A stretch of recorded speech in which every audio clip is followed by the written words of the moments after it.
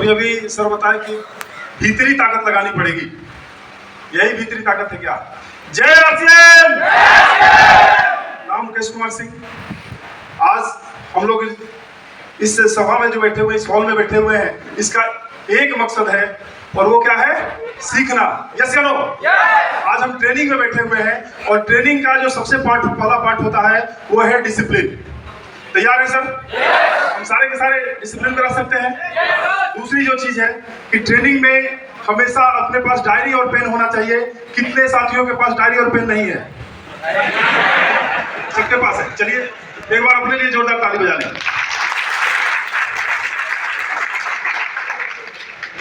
आज से 13 साल पहले मुझे इस बिजनेस को देखने का मौका मिला था और जो चीज हमें जगाया, इस बिजनेस में जो आगे बढ़ने के लिए उत्साहित किया, वो था इस बिजनेस का मार्केटिंग प्लान, जिसे दिखाने का सौभाग्य मुझे प्राप्त हुआ है। और दिखाने नहीं बल्कि हमें सिखाने का जो मौका मिला है। तो हम लोग सीखने के लिए तैयार हैं क्या?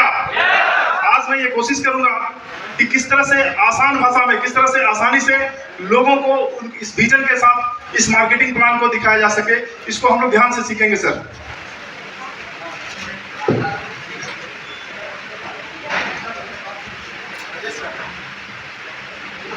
दोस्तों, आरसीएम बिजनेस का जो मार्केटिंग प्लान है ये 5 भागों में बटा हुआ है।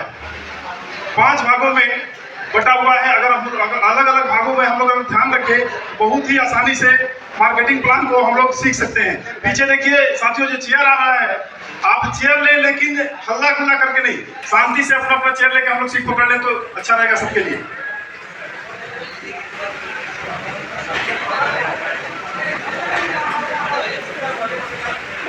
और एक इधर से एक गेम स्टार्ट हुआ है सर की तरफ से कि अब जो भी साथी सीट पे बैठे हुए हैं और पीछे मुड़ के जो साथी देखेंगे, उनका चेयर जो खड़े साथी है उनको दे दिया जाएगा। तैयार है सर सीट देने के लिए? तो इसके लिए हम लोग रेडी रहे, पीछे नहीं मुड़ना है, क्योंकि जीवन में जब भी हम आगे बढ़ते हैं तो आगे देखते हैं तो बढ़ते हैं, और जो लोग पीछे मुड़ के जब देखते हैं तो जीवन में वही नहीं बल्कि और पीछे चले जाते हैं। तो आगे बढ़ेंगे या पीछे सर? बस आगे देखते रहिए, पीछे क्या हो रहा है वो छोड़ दीजिए, क्योंकि पीछे वाले समय पे आए हैं तो उनकी वो परेशानी उनकी है। इसलिए हम लोग इस ट्रेनिंग को सीखें, ज्यादा से ज्यादा सीखने के लिए हम लोग यहाँ पे आए हुए हैं। तो आरसीएम बिजनेस का मार्केटिंग प्लान 5 भागों में बटा हुआ है, जिसमें पहला भाग क्या है? तो किसी भी व्यक्ति के पास हम जाते हैं तो कुछ भूमिका, कुछ बातचीत करने का कुछ ना कुछ तौर तरीका होना चाहिए। यस या नो सर? और तरीका कौन सा? बोला क्या है एक बुक में कि हम मार्केटिंग प्लान को सेल करने जाते हैं, और सेल कब होता है? जब एक व्यक्ति के साथ सहमति होती है तो प्रोडक्ट सेल होता है। यस या नो सर? तो सेल के लिए कुछ ऐसी बातें हम लोग को करनी होती है कि आपका मत और उनका मत दोनों मिले तो सहमति बनती है और सेल होता है। यस? तो उसके लिए कुछ बातों को हम लोग ध्यान रखेंगे कि पार्ट 1 में उसको हम बोल सकते हैं कि भूमिका। जैसे हम लोग बोले कि हम सारे के सारे इंसान हैं। यस या नो? क्या बोलेंगे लोग? यस? और इंसान है सर, तो जन्म हुआ है तो हम काम कहीं ना कहीं करेंगे। वो काम हो सकता है कि हम नौकरी करें, हो सकता है कि बिजनेस करें, हो सकता है कि खेती मजदूरी या फिर इवन और भी वर्क हम करते हैं, लेकिन काम का मकसद क्या होता है? एक चीज ध्यान देना है कि जब भी आप बोले तो ये उनसे भी पूछते रहे, वो ये बात को बोले कि हाँ ये काम होता है। यानी लोग बोलेंगे कि काम हम पैसे के लिए करते हैं, और हर इंसान की एक कामना होती है कि हम ज्यादा से ज्यादा पैसा कमाएं। यस या नो? और ये पैसा जब हम कमाते हैं तो क्या घर में रख पाते हैं? क्या नहीं। इस पैसे को हम अपनी जरूरतों में खर्च करते हैं, और खर्च ज्यादा से ज्यादा होता है। जितनी ज्यादा इनकम उतनी ज्यादा खर्च। इनकम कम है तो खर्च कम होता है, इनकम ज्यादा है तो खर्च बढ़ता चला जाता है। अब खर्च कहाँ करते हैं? तो एक मार्केटिंग व्यवस्था पहले से बना हुआ है, जिसको हम लोग बोलते हैं ट्रेडिशनल बिजनेस सिस्टम या फिर पुराना बाजार व्यवस्था। पुराने बाजार में जाकर के हम अपने जरूरतों को पूरा करते हैं, और जैसे पैसा खर्च करते हैं, खर्चे के बाद किसी को कोई इनकम आता है क्या? तो लोग बोलेंगे कि नहीं, रिटर्न 0%। लेकिन बोला जाए कि हम एक ऐसी पद्धति लेके आए हैं, एक ऐसा सिस्टम लेके आए हैं कि खर्चे की दिशा बदल देते हैं। यानी कि इस मार्केट के बजाय आप एक नए मार्केटिंग व्यवस्था आरसीएम बाजार से अगर खरीदारी करते हैं तो कम से कम बिजनेस वॉल्यूम का 10% से लेकर 32% तक फिर वापस घर में आने का चांस बनता है। तो किसी के लिए ये अच्छा है या बुरा है? अच्छा है। ये एक भूमिका के साथ हम मार्केटिंग प्लान को स्टार्ट करेंगे। क्लियर है सर? ये 5 पार्ट में एक पार्ट ये होता है। अब सवाल उठता है कि आरसीएम क्या है, इस पे हम बात करेंगे। तो यहाँ पे इस पार्ट के बाद हम लोग आगे बात करेंगे कि सिस्टम का नाम आरसीएम बिजनेस, क्या नाम है सर? सिस्टम का नाम आरसीएम बिजनेस। आरसीएम का फुल फॉर्म होता है राइट कॉन्सेप्ट मार्केटिंग, यानी कि बाजार करने का सही तरीका। ये दूसरे पार्ट में आता है। ये पार्ट 2 हो गया, यानी बाजार का अंतर क्या है। तो बाजार करने का सही तरीका, और बिजनेस का मतलब सारे लोग समझते हैं कि व्यवसाय पैसा लगाए और पैसा कमाए। यस या नो सर? अब हम जानते हैं कि आरसीएम क्या है।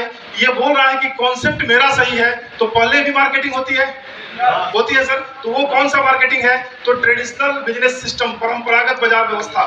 प्लान दिखाते समय एक बात को ध्यान से रखें कि हमेशा सामने वाले को प्लान में इन्वॉल्व रखें, यानी कि जो क्वेश्चन पूछे उसका जवाब का थोड़ा इंतजार करें।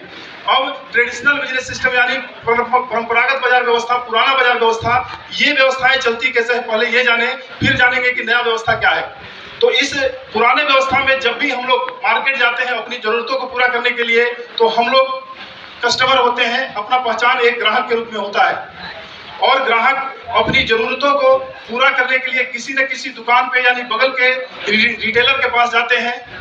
क्या ये रिटेलर सामान बनाते हैं? क्या ये रिटेलर अपने से बड़े होलसेलर के पास जाते हैं अपनी जरूरतों को पूरा करने के लिए। ये होलसेलर भी प्रोडक्ट नहीं बनाते। ये कहां से जाते हैं? तो डिस्ट्रिक्ट लेवल के डीलर के पास जाते हैं, और इनका तार जुड़ा होता है राज्य के एक एजेंट होते हैं जिनको बोला जाता है CNF, कैरिंग एंड फॉरवर्डिंग, और यहाँ पे मैन्युफैक्चर कंपनी होती है। यही मार्केटिंग व्यवस्था है। इसमें कंपनी प्रोडक्ट बनाती है और बोलती है कि आप मेरे माल को आगे बढ़ाइए। तो इनका एक शर्त होता है कि सर पहले ग्राहक को बताइए कि आपने बनाया क्या है, और इसके लिए क्या होता है तो एडवर्टाइजमेंट होता है, प्रचार कराया जाता है, और प्रचार जब होता है तो ये कस्टमर जानता है और इसका डिमांड होता है। Right sir? यही होता है। और कंडीशन क्या होता है कि ये कस्टमर तीनों तरीका से, जो कि बताया गया कि जो भी तरीका से पैसा कमाता है और पैसा बचा पाता है क्या? बहुत कम, यानी बहुत सारे पैसे हम खर्च कर देते हैं। या फिर यूं कहें कि एक व्यक्ति की जरूरत पूरे महीने में क्या होगी सर? महीने का खर्च क्या होगा? कम से कम 10,000 रुपए खर्च होते हैं। और कौन साथी बताए 10,000? सर आपकी कमाई कितनी है? 50,000 सर की कमाई है और खर्च है 10,000, 40,000 इनकी सेविंग हो जाती है। Yes sir? जी, यानी कि देखें तो अपनी हम पूरी कमाई खर्च कर देते हैं, फिर भी चूंकि सर बताए हैं 10,000, तो ये 10,000 जैसे मार्केट में हम खर्च करते हैं, क्या जो प्रोडक्ट लेते हैं वो 10,000 का बना होता है क्या? नहीं। आप देखेंगे कि वो वास्तव में बनता है 5,000 का, लेकिन इन लोगों के बीच से होते हुए पहुंचता है, सबकी मुनाफे उसमें जुड़े होते हैं, और इस कारण से उसकी कीमत 10,000 होता है और हम 10,000 पे करते हैं। यस, ये पुरानी बाजार व्यवस्था है। इस व्यवस्था में देखिए समस्याएं क्या थी।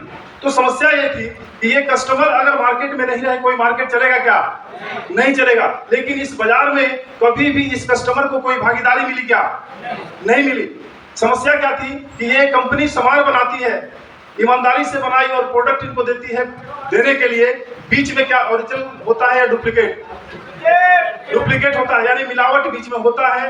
ये कस्टमर के पास मतलब डुप्लीकेट सामान भी मिलने की चांसेस बनी रहती है, और 50% जो पैसा है वो बीच में बढ़ जाता है, यानी कि 5,000 रुपए बीच में बढ़ जाते हैं अगर हम 10,000 रुपए खर्च करते हैं। तो ये समस्या हमेशा बनी हुई थी। तो एक नया मार्केटिंग व्यवस्था आया, देखा गया कि कंपनी के बिना सब ये बाजार चलने वाला नहीं है, कस्टमर के बिना चलने वाला नहीं है। अगर कंपनी बनाए, कस्टमर यूज करे, और बीच के जो 2 काम है, एक एडवर्टाइजमेंट यानी कि बताने का काम और दूसरा पहुंचाने का काम, अगर ये एक दूसरे में बांटा जाए तो संभावनाएं बनती है कि ये चल सकता है। तो एक कंपनी आई जो कि कंपनी का नाम है fashion shooting private limited, Rajasthan Bhilwara की कंपनी है। यहाँ पे क्या करना है कि पुराने बाजार को बताने के बाद एक बार कंपनी की प्रोफाइल हम लोग रखेंगे, जिसमें कंपनी का नाम fashion shooting private limited, Rajasthan Bhilwara की कंपनी, 1977 से कपड़े के व्यवसाय में, और अगस्त 2000 से कंपनी डायरेक्ट सेलिंग के तहत, यानी बीच वाले लोगों को हटाया गया। डायरेक्ट सेलिंग के तहत कंपनी बोली कि बना तो रहे थे, अब हम पहुंचाने का पार्ट हम ही करेंगे, क्योंकि मिलावट बीच में हो रहा था। डायरेक्ट होगा तो इस संभावना से बच सकती है। और आप पहले से खा रहे थे, खाने के साथ साथ बताने का काम, यानी आपको कंपनी ब्रांड एम्बेसडर बनाती है। एडवर्टाइजमेंट का पार्ट जो देती है कस्टमर को दे देती है। और हर बाजार पे, हर मार्केट में कंपनी का पीयूसी होता है जो कि प्रोडक्ट सेंटर होता है। यहाँ पे हम लोग आकर के खरीदते हैं और बताने का काम करते हैं। तो उस एवज में कंपनी जो बताने वाला पार्ट था, जो खर्च था, 45% पैसे हम लोगों में एग्रीमेंट के तहत डिस्ट्रीब्यूट किया जाता है। एक पहली कंपनी जिसमें क्या किया गया कि कस्टमर को ब्रांड एम्बेसडर यहाँ पे बनाया गया, ये लोगों के अंदर डालना है। अब देखेंगे कि ये दूसरा पार्ट है कि कंपनी और कस्टमर, पुराना बाजार और नया बाजार। लेकिन अब सवाल उठता है कि एग्रीमेंट कैसे होता है, एग्रीमेंट हम कैसे कराएं। तो एग्रीमेंट के लिए बस कुछ नहीं करना होता है, हमें केवाईसी देनी होती है। केवाईसी में क्या क्या आता है सर? तो सारे लोग बताएंगे कि केवाईसी में आधार आता है, यानी कि एप्लीकेंट का अपना आधार देना होता है। केवाईसी में उनका अकाउंट देना होता है कि किस अकाउंट पे उनको बेनिफिट दिया जाए। तीसरा क्या होता है? तो पहचान के लिए उनको फोटो लगता है, पैन कार्ड लगता है और उनके नॉमिनी का आधार दिया जाता है। ये पूरी केवाईसी होती है। और कंपनी बोलती है कि आप खाने का काम करेंगे और बताने का काम करेंगे। मैं ईमानदारी से आज तक बनाते आई हूँ, अब ईमानदारी से पहुंचाने का काम करते हैं। आप ईमानदारी से आज तक खाते आए हैं। एक काम हम आप कर दें कि बताने का काम भी ईमानदारी से कर दें। तो ईमानदारी कब होगी कि प्रोडक्ट यूज नहीं करें और बताते चले? ईमानदार है क्या? नहीं। ईमानदारी कब होगी? जब उन प्रोडक्टों को यूज करेंगे, क्या है उनका बेनिफिट महसूस करेंगे, तब बताएंगे। तो ये आता है। तो इसलिए ये केवाईसी देने के बाद मिनिमम 2000 रुपए का और मैक्सिमम जितनी आपकी घर की जरूरतें हैं, प्रोडक्ट को हम लेते हैं, उनका इस्तेमाल करते हैं, तो आपकी एक आईडी नंबर तैयार हो जाता है, कंपनी के साथ एग्रीमेंट हो जाता है। ये दूसरा पार्ट था।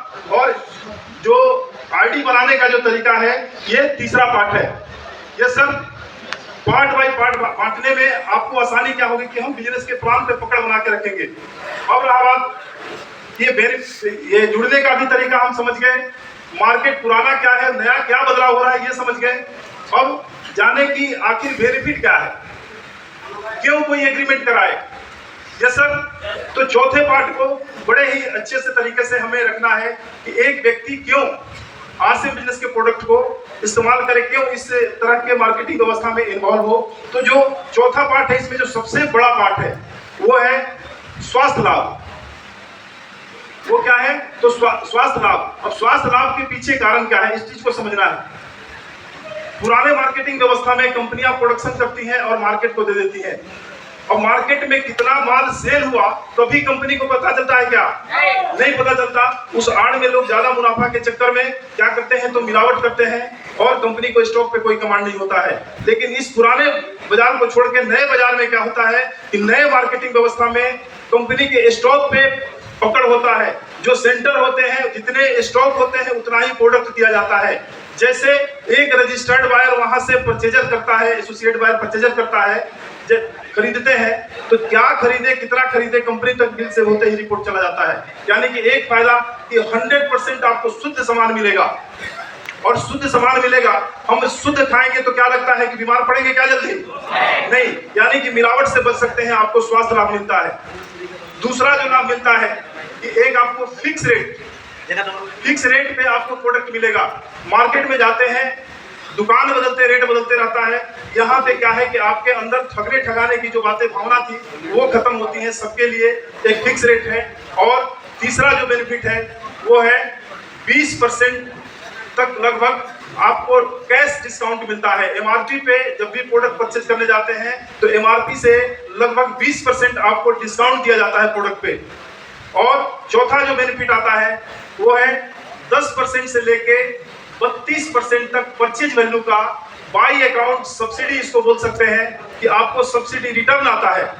जो भी परचेज करते हैं, हम एडवर्टाइजमेंट करते हैं, जो प्रोडक्ट यूज किए लोगों को बताते हैं, लोगों को वो प्रोडक्ट समझ में आती है, लोग परचेज करते हैं। तो शुरुआत तो होता है 10% से, और जैसे जैसे अपनी प्रचार की क्वालिटी, एडवर्टाइजमेंट की क्वालिटी बढ़ती जाती है, वैसे वैसे अपना रेट भी बढ़ते जाता है।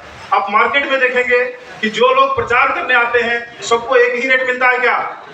तेंदुलकर का पूछेंगे तो उनका रेट हाई है, तो आप कोहली जी का पूछेंगे तो उनका रेट लो है। यानी कि उनकी और इनमें दोनों के प्रचार में अंतर है। तो सेम उसी तरह से अपनी अगर हम क्वालिटी बढ़ाते जाएं तो ये 32% की तरफ हम बढ़ते चले जाएंगे। नेक्स्ट क्या है कि ज्यादा से ज्यादा 45% तक हम लोगों की पार्टनरशिप, प्रॉफिट पार्टनरशिप होती है, जिसमें 32% के बाद 8% रॉयल्टी बोनस मिलता है और 5% टेक्निकल बोनस मिलता है। ये टोटल 32% कंपनी डिस्ट्रीब्यूट करती है। नेक्स्ट जो बेनिफिट होता है, छठा जो बेनिफिट है कि इस बिजनेस में हम लोग आते हैं, इस सिस्टम में हम लोग आते हैं तो हम लोगों को एक बिजनेस अपॉर्चुनिटी मिलती है, बिजनेस करने का एक मौका मिलता है। आप देखेंगे कि कहीं भी मार्केटिंग करते हैं तो कभी भी कोई बिजनेस करने का मौका मिलता है क्या? वहां हम खर्च करते हैं तो अपना होता है खर्च, लेकिन यहाँ पे हम खर्च करते हैं तो अपना खर्च के साथ बिजनेस भी होता है, यानी कि बिजनेस का एक अपॉर्चुनिटी मिलता है। हम बिना पूंजी लगाए एक बहुत बड़ा व्यवसाय खड़ा कर सकते हैं, जो कि आगे हम लोग बताएंगे। और सातवां जो फायदा है वो है सुरक्षा।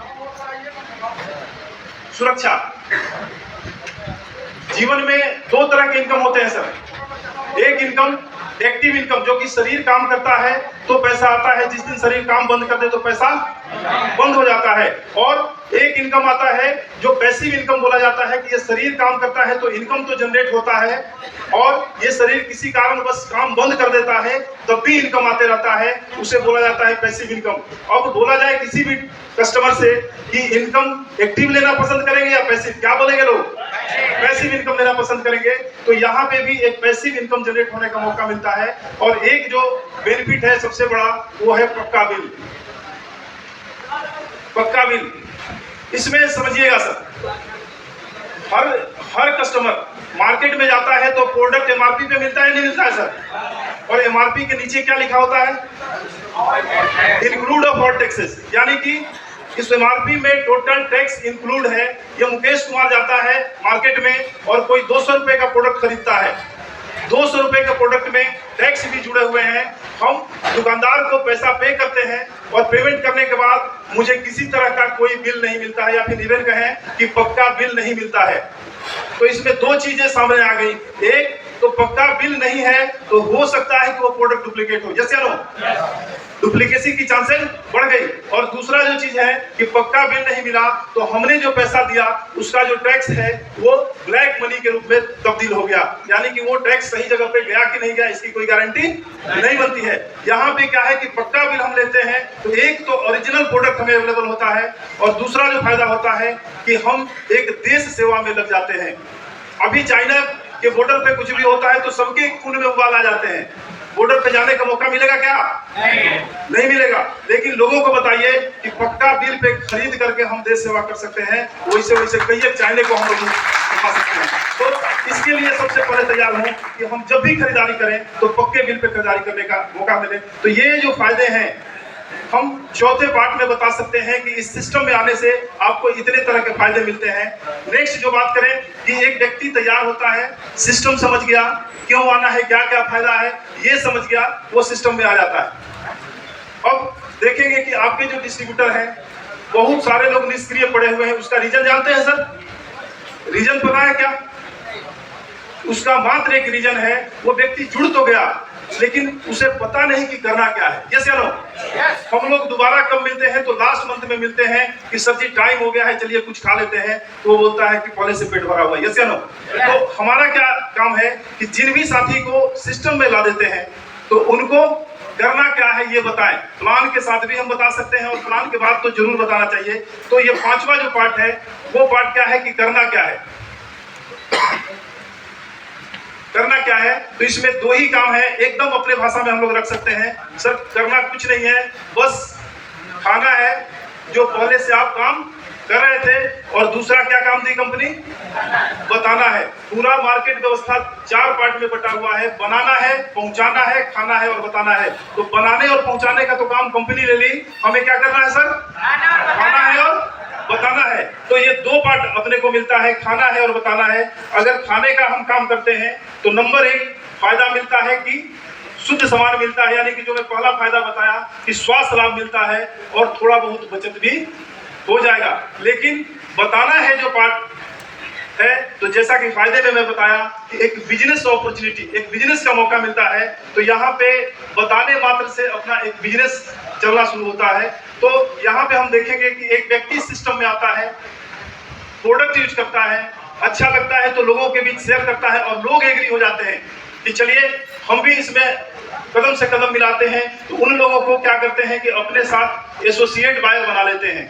हम चाहें तो अपने साथ लोगों को एसोसिएट बायर बनाने का अधिकार मिला होता है। आप दूसरे मार्केटिंग व्यवस्था में जाएंगे, पुराने बाजार व्यवस्था में, तो वहां भी डीलरशिप मिलता है लोगों को। मिला है नहीं मिला है सर? लेकिन एक डिस्ट्रिक्ट का डीलरशिप मिलता है। दूसरा चीज कि वो दूसरे को डीलर नहीं बना सकते, ऐसा कुछ मिला है। लेकिन यहाँ पे क्या है कि हम एसोसिएट बायर तो बनते ही बनते हैं और हमें अधिकार मिलता है कि हम और भी एसोसिएट बायर बना सकते हैं। अब जैसे आप अकेले थे और 3 एसोसिएट बायर हो गए, क्या सेल बढ़ेगा या घटेगा? बढ़ेगा। ये सबसे पूछिए तो उनको बता दे कि बढ़ता है तो सर एक स्लेब जनरेट होता है, बिजनेस का एक स्लेब जनरेट होता है। उस स्लेब को हम रख सकते हैं कि जैसे 100 से लेकर 4,999 का बिजनेस होता है, परचेज वैल्यू होता है, तो यहाँ पे 10% कंपनी डिस्ट्रीब्यूट करना शुरू करती है। शुरुआत यहाँ से अपना पार्टनरशिप का हो जाता है। जैसे जैसे लोगों की संख्या बढ़ती है, बिजनेस भी बढ़ता है। अगर 5,000 का बिजनेस होता है तो 12%, अगर ये बिजनेस 10,000 का होने लगता है तो 14%, 20,000 का बिजनेस होने लगता है तो 16.5%, 40,000 का बिजनेस होने लगता है तो 19%, 70,000 का जब ग्रुप बिजनेस होने लगता है तो 21.5%, 1,15,000 का जब बिजनेस होता है तो 24%, 1,70,000 का जब बिजनेस होता है तो 26.5%, 2,60,000 का जब बिजनेस होता है तो 29%, और जिस दिन 3.5 लाख का बिजनेस होता है तो 32%। 10 से 32% ये परफॉर्मेंस बोनस आता है। यानी कि आप और आपकी टीम जैसा खेल दिखाएगी, जैसा परफॉर्मेंस दिखाएगी, वैसा रेट तय होता जाएगा। इसके बाद 8% रॉयल्टी बोनस आता है और 5% टेक्निकल बोनस आता है। इस तरह से ये 45% तक का डिस्ट्रीब्यूशन होता है। इसमें एक छोटा सा एग्जांपल मैं आपके सामने रखूंगा, आप भी रख सकते हैं। जैसे हम बिजनेस में आते हैं, धीरे धीरे स्टार्ट करते हैं बिजनेस को। आने वाले समय में 100-200 एसोसिएट बायर एक ग्रुप में होते हैं, 100-150 एसोसिएट बायर दूसरे ग्रुप में भी हो जाते हैं। अब किसी घर का बेसिक नीड का क्या खर्च होगा सर? मिनिमम 5,000, यानी कि एवरेज हम रख के चलते हैं तो 5,000 का ये होता है खर्च। और देखेंगे कि 200 घरों में 5,000 का प्रोडक्ट लिया, यानी कि 10 लाख का सेल होता है। कितने का हुआ सर? 10 लाख का सेल होता है। और 150 घरों में 5,000 का प्रोडक्ट लिया तो कितने का सेल हुआ? कितने हो जाएगा सर? 7.5 लाख का सेल हो जाएगा। और इस पोजीशन में एक व्यक्ति टेक्निकल बोनस पे आ जाएगा। और यहाँ पे तो मिशन तो दिखा सकते हैं आप, छोटा कर देते हैं। एक और हम उदाहरण देंगे तो टेक्निकल बोनस पे एक व्यक्ति आता है तो मिनिमम जो उसका इनकम होगा अप्रोक्स 50,000, यानी कि 50,000 रुपए का इनकम पे वो आएगा। एक व्यक्ति 50,000 इनकम पे आएगा। लेकिन कैलकुलेशन की एक थोड़ा सा छोटा रूप हम दिखा दें कि मान के चले कि आपके ग्रुप में इधर 50 लोग आते हैं, इधर भी 50 लोग ही आते हैं, एग्जांपल ले लिया जाए। और यहाँ भी जो रेशियो है 5,000 की ही है, तो आप देखेंगे कि 2.5 लाख का बिजनेस इधर होता है और 2.5 लाख का बिजनेस इधर होता है। और ये 2.5 लाख आपके आईडी पे जाते जाते जुड़ के कितना होता है सर? 5 लाख का बिजनेस होता है। और 5 लाख के हिसाब से इस रेंज में देखेंगे तो रेट क्या आता है? तो 3.5 लाख से एबव है, यानी कि ये रेट आपका तय होता है 32%। कितना तय होता है सर? 32%।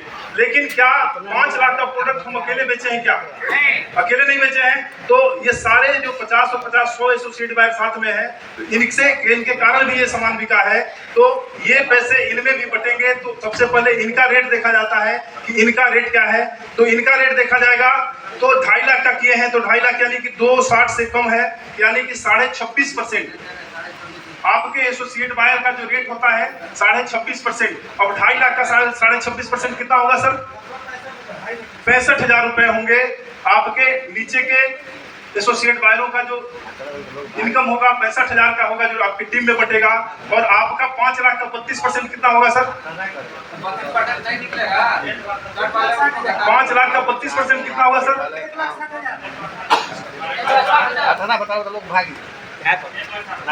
1,60,000। अब आप देखेंगे कि टोटल जो इनकम बना 5 लाख पे 1,60,000 बनता है।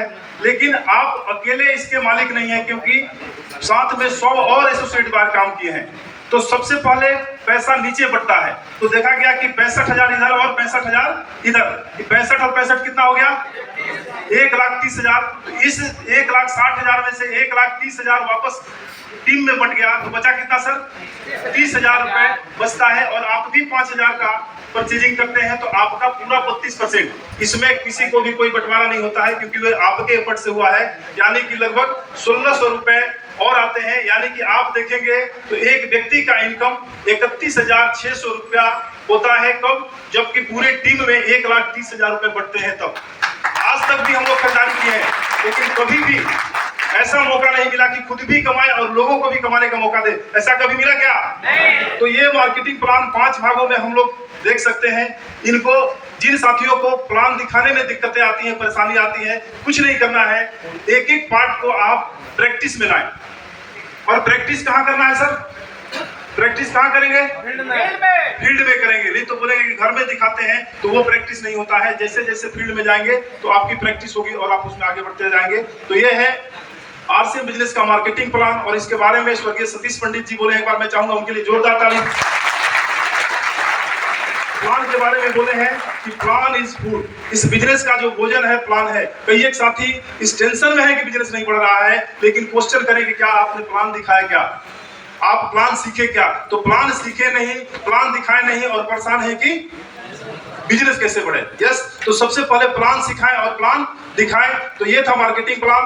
अब जो मेन सब्जेक्ट है, जिसके लिए आज हम लोग इतनी मेहनत से पूरी टीम को तैयार किए हैं, यहाँ पे इकट्ठे हुए हैं, वो चीज को जानने के लिए, उन टॉपिक को जानने के लिए, उन संजीदा बिजनेस के जो मेन बारीकियां हैं उसको समझाने के लिए हम लोगों के ग्रेट गुरु, उनको देखने से एक अंदर डिसिप्लिन आ जाती है। कभी कभी देखते हैं कि बिगड़ा बच्चा भी अच्छे बच्चों के सामने जाते ही सीधा बन जाता है। तो सेम उसी तरह से हम लोगों के बीच जो गुरु है, सुजीत सर के सामने आते ही एक व्यक्ति के अंदर धीरे धीरे लीडरशिप ऑटोमेटिक आना शुरू हो जाता है। तो वैसे लीडर हम लोगों के बीच में है, जो आज सिखाएंगे हम लोगों को कि कैसे इस बिजनेस में हम लोग आगे बढ़े। लेकिन इस प्रोग्राम को आगे बढ़ाने के लिए फिर से मैं अपने मेंटर, जो कि आज तक अगले 13 सालों से मुझे सिखाते आए हैं, इस बिजनेस में खींच कर हमको यहाँ तक लाए हैं, वो कोई और नहीं, माननीय विनोद सर है। एक बार मैं चाहूंगा जोरदार ताली, जोरदार ताली।